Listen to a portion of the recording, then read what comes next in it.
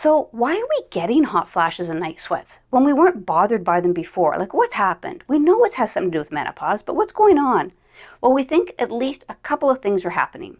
Basically, our temperature threshold has become narrower. And this means like the temperature that we used to experience before, it used to have to be super, super hot before we started sweating or taking a layer off.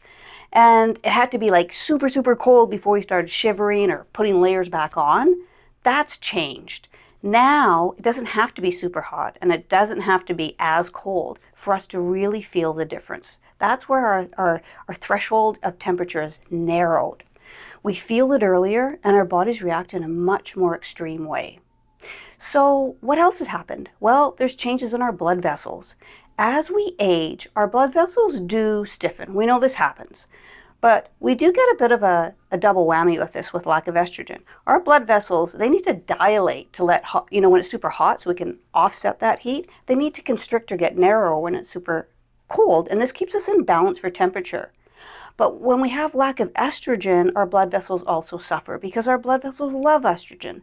It makes them nice and pliable so they can squeeze and expand and adjust how we feel with the temperature changes.